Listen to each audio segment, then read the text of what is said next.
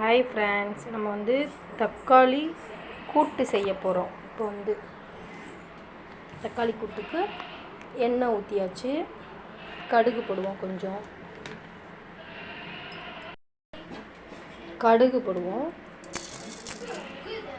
தக்காளி கூட்டு பச்சடி, கடுகு கொஞ்சம் பொரியட்டும்.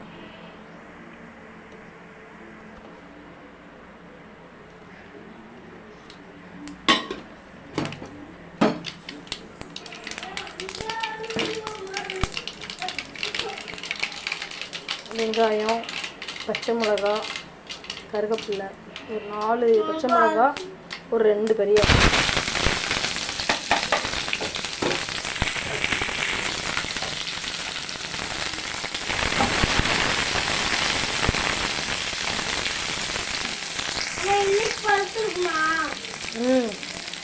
கொஞ்சம் இன்னும் கொஞ்சம் வேகணும் நல்லா.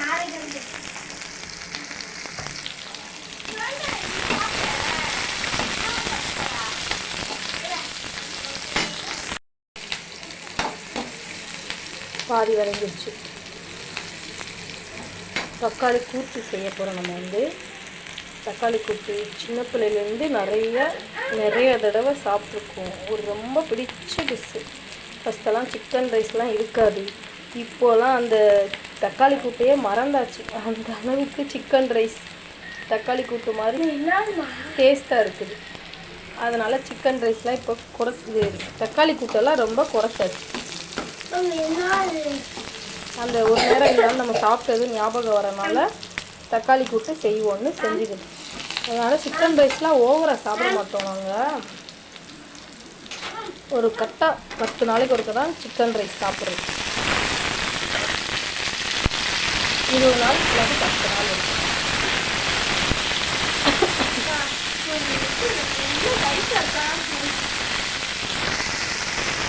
தக்காளியை போட்டு நல்லா கொஞ்சம் வதக்கும். உப்பு கொஞ்சம் போட்டு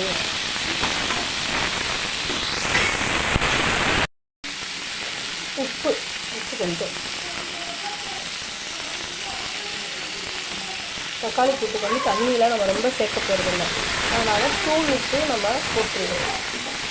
தண்ணி சேர்க்குற பொருளாக இருந்தால் சீக்கிரமாக கரையும். இது அந்த உப்பு போட்டாலும் கரையும். ஆனாலும் இருந்தாலும் கல் மாதிரி தெரியும்.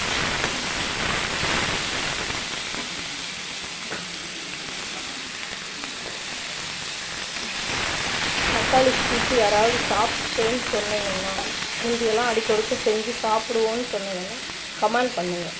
தக்காளி கூட்டு ரொம்ப பிடிக்கும் அப்படின்றவங்க. தக்காளி கூட்டு வச்சா ஒரு நாள் ஃபுல்லாக அதே சாப்பிடணும்னு தோணும். அந்த அளவுக்கு தக்காளி கூட்டு ஒரு ஃபேவரட் நம்மளுக்கு.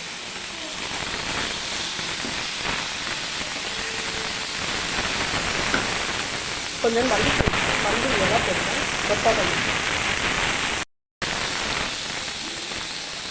கொஞ்சம் தான் இருந்துச்சு. மல்லித்தூள் போட்டால் ரொம்ப டேஸ்ட்டாக இருக்கும். கூட்டு லைட்டாக தண்ணி தெளிக்கும்.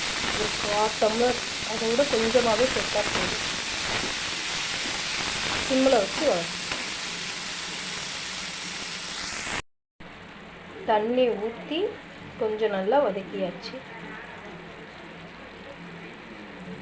நல்லா வதங்கிடுச்சு. போதுமானது.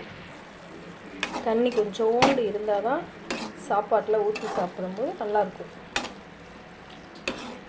முடிஞ்சு இறக்கிடலாம். சாப்பிட போகிறோம். தக்காளி கூட்டு வச்சு வெறும் சோறை மட்டும் வச்சு சாப்பிட போகிறோம். இன்னும் கொஞ்சம் கட்டியாக வந்தால் நல்லாயிருக்கும். ஒரு 5 நிமிஷம் வதங்க விட்டு இறக்கிடுவோம். முடிஞ்சு.